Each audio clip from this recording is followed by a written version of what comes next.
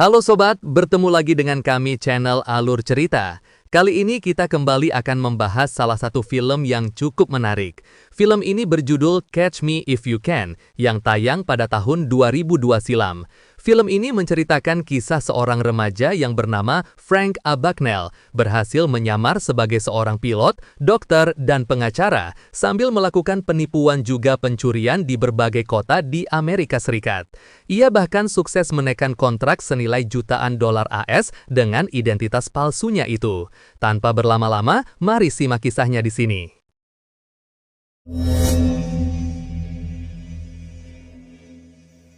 Cerita dimulai saat Frank Abagnale Jr. berada di penjara super ketat di Prancis. Ia dijemput oleh agen FBI bernama Carl Henretti untuk dipulangkan ke negara asalnya Amerika Serikat. Saat dijemput, kondisi tubuh Frank lemah dan sakit, sehingga Carl meminta petugas lapas untuk memanggil dokter. Namun saat Frank berada di ruang kesehatan, ia malah mencoba untuk kabur. Sayangnya, tubuh Frank lemah hingga ia pun tertangkap lagi. Let's go home. Kemudian, sesi dilanjutkan dengan kilas balik yang dimulai pada tahun 1963. Di mana Frank Abagnale Jr. yang diperankan oleh Leonardo DiCaprio tinggal di New Rochelle, New York dengan ayahnya yang bernama Frank Abagnale Senior dan ibunya yang berdarah Prancis, Paula. Keesokan harinya, Frank Jr. diajak ayahnya pergi ke Bank Chase Manhattan untuk meminjam uang. Namun ditolak karena Frank Senior saat itu sedang mengalami masalah dengan pihak pajak. Karena itulah, bank tak mau meminjamkannya uang. Keluarga Abagnale pun bangkrut dan dipaksa keluar dari rumah mereka yang besar ke sebuah apartemen kecil. Ketika berada dalam apartemen kecil itu, ayahnya kemudian memberikan Frank Jr. sebuah cek kosong yang dianggap suatu hari nanti akan berguna baginya. Singkat cerita, Frank Jr. yang awalnya bersekolah di sekolah elit terpaksa pindah ke sebuah sekolah biasa, di mana dia langsung dibully oleh salah satu murid di sana. Karena satu kelas dengan si pembuli, ia pun menyamar menjadi seorang guru pengganti di kelas bahasa Prancis. Dari sinilah awal mula Frank Jr. memulai aksi penyamarannya. Kurang lebih selama 1 minggu ia menyamar, sampai akhirnya ketahuan pihak sekolah dan orang tuanya pun dipanggil ke sekolah. Your son has been pretending to be a substitute teacher. Karena kondisi keuangan yang tak kunjung selesai, ia kemudian melihat ibunya sedang berselingkuh dengan teman ayahnya yang bernama Jack Barnes. Tak lama setelah itu, kedua orang tua Frank bercerai. Mengetahui orang tuanya bercerai, Frank pun pergi dari rumah dan berkelana seorang diri dengan hanya menggunakan cek kosong pemberian sang ayah. Ia bahkan diusir dari hotel karena cek yang digunakan Frank tak bisa dicairkan. Mengetahui cek yang diberikan sang ayah tak bisa digunakan, ia pun mulai mengganti nama di cek kosong tersebut dan mencoba menipu bank untuk mencairkannya, namun pihak bank menolak untuk mencairkan cek tersebut.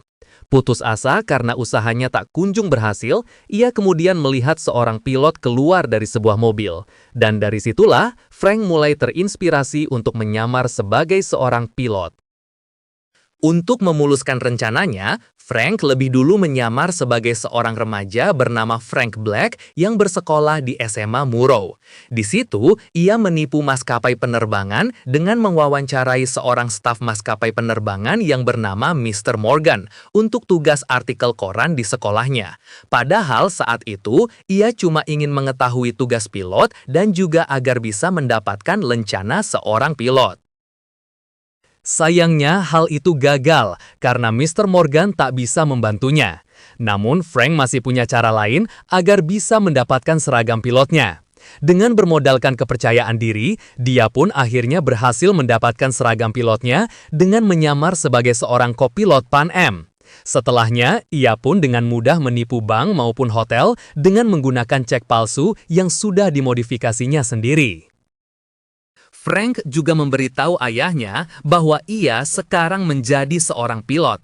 Tak hanya itu, ia juga memberikan mobil mewah kepada sang ayah namun ditolak karena takut dikejar oleh petugas pajak.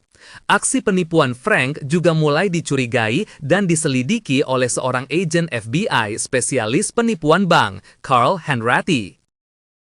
Carl pun mulai bergerak untuk melacak keberadaan Frank. Tak lama setelah itu, Carl dan Frank bertemu di sebuah hotel. Akan tetapi, di situ Carl malah terkena tipuannya, di mana Frank berhasil meyakinkan Carl bahwa namanya adalah Barry Allen dari Secret Service, dan ia juga sedang menyelidiki kasus penipuan tersebut. Setelah Carl percaya, Frank pun pergi. Pada akhirnya, Carl sangat kesal karena ia terlambat menyadari bahwa dirinya juga telah ditipu. Kemudian, Frank kembali menyamar sebagai seorang siswa, di mana ia kembali mewawancarai Mr. Morgan. Disitulah ia baru sadar bahwa aksi penipuannya sudah diketahui banyak orang, karena melihat dari koran yang diberikan oleh Mr. Morgan yang belum mengetahui bahwa Franklah penipu itu. Koran itu menyebutkan bahwa aksinya itu dianggap sebagai James Bond-nya angkasa. Bond. James Bond. Malam hari pun tiba. Carl yang saat itu masih bekerja tiba-tiba dihubungi oleh Frank, di mana ia mencoba meminta maaf tentang kelakuannya itu. Carl, I'm sorry, but I have to go. Namun Carl menolak permintaan maafnya dan memberitahu Frank bahwa ia akan segera ditangkap. Lalu Carl tertawa ketika menyadari bahwa Frank menghubunginya karena tidak memiliki orang lain untuk diajak bicara. Frank pun lantas menutup teleponnya. Lalu pagi harinya, ketika Carl sedang ngopi di sebuah kafe, tiba-tiba seorang pelayan bertanya kepadanya. Are you a collector? Of what? Karena si pelayan yang juga masih muda itu tahu bahwa nama Barry Allen yang merupakan nama samaran Frank berasal dari sebuah tokoh komik. Carl pun berterima kasih kepada si pelayan itu. Di saat itu pula, ia menyadari bahwa Frank hanyalah seorang remaja. Lalu Carl dan rekannya mulai bergerak dan mendatangi rumah ibunya Frank. Si ibu yang belum mengetahui anaknya seorang penipu dengan senang hati memperlihatkan foto sang anak. Setelah melihat foto Frank, Carl dan rekannya pun pergi. Di saat itulah ia memberitahu Paula bahwa Frank telah melakukan pemalsuan cek sebesar 1,3 juta dolar atau sekitar 21 miliar rupiah. Singkat cerita, Frank kemudian melanjutkan penipuannya, kali ini dengan identitas seorang dokter dan pengacara. Saat ia memerankan profesi dokter, Frank menyamar sebagai Dr. Frank Connors. Namun di tugas pertamanya, ketika ada pasien yang terluka parah, Frank malah muntah dan menyerahkan pasien itu kepada bawahannya. Di rumah sakit itu pula, Frank jatuh cinta dengan seorang perawat yang bernama Brenda. Kemudian, ia ingin menikahinya dan pergi menemui ayah dan ibunya. Di saat Frank berada di rumah Brenda, ia mengaku pernah bersekolah hukum, sekolah yang sama dengan ayahnya Brenda yang merupakan seorang pengacara. Dengan keahliannya dalam membual, Frank pun berhasil mengambil hati kedua orang tua pacarnya. Lalu, ia memanfaatkan ayahnya Brenda agar bisa mengikuti tes pengacara. Ia pun akhirnya lulus dan menjadi pengacara di tempat ayahnya Brenda bekerja. Di sisi lain, Carl terus melacak keberadaan Frank, entah itu di hotel maupun di rumah sakit tempat ia menyamar sebagai dokter, namun selalu gagal menemukannya. Sementara itu, Frank tinggal menetap bersama dengan ayah dan ibunya Brenda. Kemudian ia menemui ayahnya di sebuah bar. Di situ, Frank ingin ayahnya menelpon sang ibu untuk berbaikan, tapi sang ayah menyebut ibunya sudah menikah dengan selingkuhannya, Jack Barnes. Sang ayah juga menyebut bahwa ia telah ditemui oleh agen FBI. Mendengar hal itu, Frank Jr. pun mulai gelisah. Lalu ia meminta ayahnya untuk mengatakan kepadanya agar berhenti menjadi penipu, dan ia akan menuruti perkataan itu. Then ask me to stop. Namun sayangnya sang ayah menyuruhnya untuk terus melanjutkannya. You can't stop. Frank pun marah kepada sang ayah karena merasa tak diperhatikan sebagai seorang anak lalu pergi meninggalkannya. Setelah bertemu dengan sang ayah, Frank kemudian menelpon Carl dan menyebut bahwa ia ingin semuanya berakhir dan berhenti mengejarnya karena ia ingin menikah. Namun Carl menolak dan tetap terus mengejarnya. Lalu, tibalah malam di mana pesta pertunangan Frank dan Brenda digelar. Carl dan rekannya yang sudah tahu keberadaan Frank akhirnya datang ke acara tersebut. Tetapi, Frank lebih dulu melihatnya dan menyelinap keluar dari jendela kamar tidur beberapa menit sebelum Carl menerobos masuk. Sebelum pergi, Frank sempat berjanji kepada Brenda untuk bertemu di Bandara Inter Miami 2 hari kemudian sehingga mereka bisa kawin lari.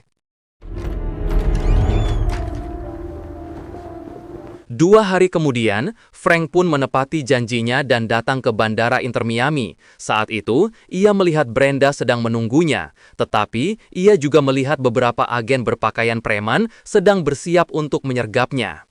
Menyadari bahwa pertemuan itu telah diatur oleh FBI, Frank pun tak jadi menghampiri Brenda.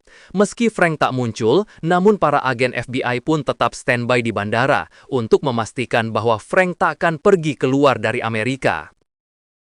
Setelah usaha kabur gagal, Frank kembali menyusun ulang rencananya. Kali ini, ia kembali menyamar sebagai pilot Pan Am.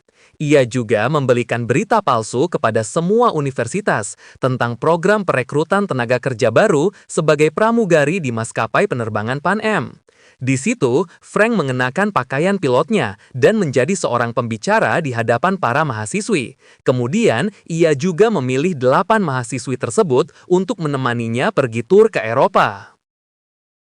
Di saat Frank sibuk menyeleksi para mahasiswi, sementara Carl sibuk mengawasi bandara untuk mencegah Frank agar tak pergi ke luar negeri. Namun usaha Carl tak berhasil karena Frank tetap berhasil kabur setelah menggunakan mahasiswi yang dibawanya ke bandara sebagai pelindung dari pengawasan pihak kepolisian dan FBI. Karena saat itu, polisi dan agen FBI hanya terpesona melihat para mahasiswi berpakaian pramugari tersebut. Setelah Frank berhasil lolos dari pengawasan polisi dan FBI, Carl kemudian mendapatkan telepon dari rekannya bahwa mereka melihat seorang remaja berpakaian pilot berada dalam mobil yang terparkir di luar bandara. Carl pun bergegas berlari untuk menghampiri mobil tersebut. Ternyata di dalam mobil itu hanyalah seorang remaja yang dibayar Frank untuk menjebak para agen FBI. 7 bulan kemudian, Carl menunjukkan kepada atasannya bahwa Frank semakin tak terkendali. Ia telah mencetak sendiri cek di sejumlah negara di benua Amerika Selatan, Asia, hingga ke seluruh Eropa. Dan Carl mendapat kabar bahwa Frank saat itu berada di Spanyol. Ia pun lantas meminta izin untuk mengejar Frank ke Spanyol, namun rencana itu ditolak oleh atasannya dengan alasan Carl tak mungkin bisa menangkapnya di Eropa. I'm sorry, Carl. If you couldn't catch him here, you're not going to catch him there. Carl yang kebingungan akhirnya membawa cek buatan Frank itu kepada para profesional dan mereka pun menyebut bahwa cek itu dicetak di Prancis. Carl dan rekannya pun mengingat kembali hasil dari interogasi mereka terhadap ibunya Frank. Saat itulah Carl mengetahui fakta sebenarnya bahwa Frank lahir di Montréchard, Prancis. Kemudian Carl pergi ke sana dan hasilnya ia benar-benar menemukan Frank yang saat itu sedang mencetak banyak cek. Dalam pertemuan itu, Carl memberitahu Frank bahwa polisi Prancis akan menangkapnya jika ia tidak pergi dengannya secara diam-diam. Awalnya, Frank menganggap Carl berbohong, tetapi Carl berjanji kepada Frank bahwa ia tidak akan berbohong kepadanya. Lalu Carl membawanya keluar. Benar saja, baru saja keluar, polisi Prancis seketika datang dan membawa Frank. Frank, I'll have you extradited back to the United States. Don't worry. Singkat cerita, Carl akhirnya berhasil mengeluarkan Frank dari penjara Prancis dan membawanya pulang ke Amerika. Di saat dalam pesawat, Frank meminta kepada Carl agar ia bisa menelpon sang ayah sesampainya di bandara. Kemudian, Carl memberitahu Frank bahwa ayahnya telah meninggal. Frank, your father is dead. Hal itu pun membuat Frank terkejut dan sangat sedih. Dalam suasana sedih itu, Frank meminta kepada Carl untuk pergi ke kamar mandi, namun setelah ditunggu-tunggu, Frank tak kunjung keluar. Ternyata, ia melarikan diri dari pesawat dan kembali ke rumah lamanya, di mana ia menemukan ibunya dengan keluarga barunya, serta seorang gadis yang diketahui adalah adik tirinya. Frank kemudian menyerahkan dirinya, lalu divonis 12 tahun penjara dan dikurung dalam penjara isolasi. Kemudian, Carl mengunjunginya di penjara tersebut. Di situ, Carl memberitahu Frank bahwa ia sedang mengejar seorang penjahat pemalsuan cek. I'm on my way to the airport. Oh, Jesus. He's driving us crazy. Mendengar hal itu, Frank lantas meminta Carl menunjukkan cek tersebut. Dengan keahliannya bertahun-tahun menjadi penipu, Frank langsung mengetahui siapa pembuat cek palsu itu, yang ternyata perbuatan seorang kasir di bank. Carl pun berterima kasih kepada Frank karena sudah memecahkan kasus yang sulit dipecahkannya. Carl kemudian kembali lagi ke penjara tersebut. Kali ini, ia bersama dengan atasannya untuk menemui Frank. Saat itu, mereka ingin kembali membuktikan keahlian Frank dalam membedakan cek asli ataupun palsu. Frank pun dites dan berhasil membuat sang atasan terkesan dengan keahliannya tersebut. Tanpa basa-basi, si atasan FBI pun menawarkan kesepakatan kepada Frank, di mana ia dapat menjalani sisa hukumannya untuk bekerja di FBI sebagai unit kejahatan keuangan. Ia sempat menolak, namun Carl dan atasannya menyebut bisa mengeluarkannya dari penjara dan beralih sebagai tahanan yang diawasi oleh FBI. Mendengar hal itu, Frank menerima kesepakatan tersebut. Lalu keesokan harinya, Frank pun mulai masuk kerja sebagai rekan Carl. Frank sempat merindukan masa-masa pengejaran dengan Carl. Ia juga kembali mencoba berperan sebagai pilot maskapai lagi, tetapi Frank ketahuan oleh Carl. Di situ, Carl menegaskan dan percaya bahwa Frank akan kembali bekerja di hari Senin sebagai FBI karena tidak ada lagi yang akan mengejarnya. Nobody's chasing you. Setibanya pada hari Senin, Carl pun cemas karena Frank belum juga masuk kerja.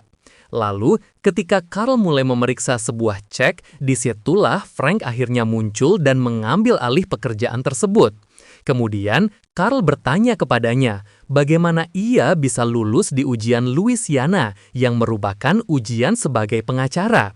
Dan Frank menjawab bahwa ia lulus tanpa kecurangan dengan belajar selama 2 minggu. I didn't cheat.